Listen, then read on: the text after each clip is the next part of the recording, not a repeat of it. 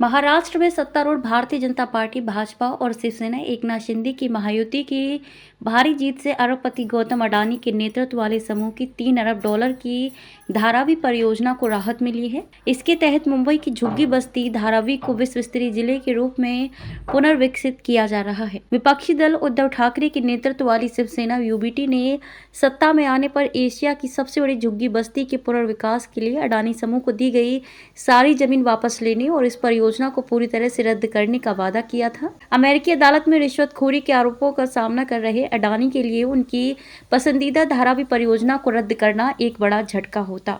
चुनाव परिणामों के अनुसार भाजपा और उसके सहयोगी दल शिवसेना और एकनाथ शिंदे और अजीत पवार के नेतृत्व वाली राष्ट्रवादी कांग्रेस पार्टी के गुटों ने महाराष्ट्र विधानसभा की 288 सीटों में से 3/4 से अधिक सीटें जीत ली हैं। तो अब ये चिंताएं शांत हो गई हैं। अडानी की योजना 620 एकड़ की शानदार जमीन को एक शानदार शहरी केंद्र में बदलने की है। यह जमीन न्यूयॉर्क के सेंट्रल पार्क के आकार का लगभग 3/4 है। मुंबई के अंतर्राष्ट्रीय हवाई अड्डे के नज़दीक घनी आबादी वाली झुग्गियों में खुले सीवर और साझा शौचालयों वाली जर्जर झुग्गियों में रहने वाले लगभग 7 लाख लोगों को 350 वर्ग फुट तक के फ्लैट मुफ्त दिए जाने हैं। पुनर्विकास का मामला राजनीतिक रूप से गर्मा गया था क्योंकि विपक्ष ने आरोप लगाया था कि समूह को अनुबंध देने में राज्य सरकार से अनुचित लाभ मिला। समूह ने सरकार के पक्षपात से लाभ उठाने से इनकार किया है। कांग्रेस नेता और लोकसभा में विपक्ष के नेता राहुल गांधी ने बार बार धारावी पुनर्विकास परियोजना के मुद्दे को उठाया तथा प्रधानमंत्री नरेंद्र मोदी और उनकी पार्टी भाजपा पर अडानी जैसे मित्रों को समृद्ध करने का आरोप लगाया है। सत्तारूढ़ दल में परियोजना के समर्थकों का कहना है कि ये परियोजना झुग्गी पुनर्विकास के लिए एक वैश्विक मॉडल बनने के लिए तैयार है। धारावी में लगभग 10 लाख लोग रहते हैं, लेकिन लगभग 7 लाख लोगों को पात्र माना गया। निवासी परिभाषा के अनुसार 1 जनवरी 2000 से पहले इस क्षेत्र में रहने का प्रमाण होना चाहिए। बाकी लोगों को शहर के दूसरे इलाकों में घर मिलेंगे। इस प्रस्ताव का कुछ स्थानीय लोगों ने विरोध किया क्योंकि वे चाहते हैं कि किसी भी निवासी या व्यवसाय के मालिक को बेघर न किया जाए।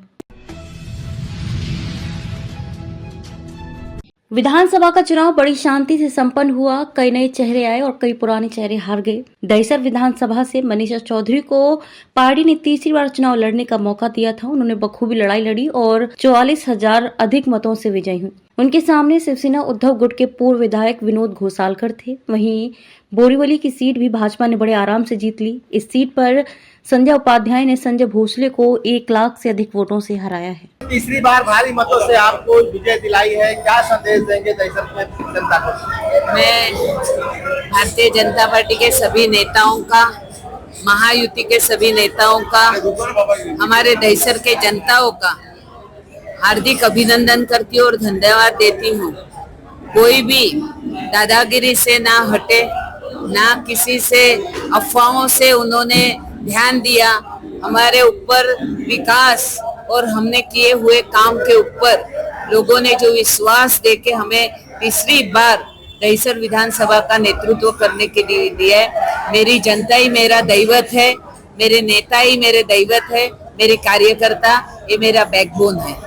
नहीं, लाडली बहना का जादू चला ऐसा कहा जा रहा है, इस बारे में आपका क्या कहना? मैं हमारे एकनाथ शिंदे जी, देवेंद्र जी, अजीत दादा का धन्यवाद करती हूँ कि महाराष्ट्र की तमाम महिलाओं को उन्होंने जो लाडली बहन का दिया, तो सभी महिलाओं ने पार्टी पक्ष कोई न देखते हुए कैंडिडेट को, जिन्होंने उनको 1500 रुपया महीना दिया, ऐसे सभी लोगों ने हमें मदद की।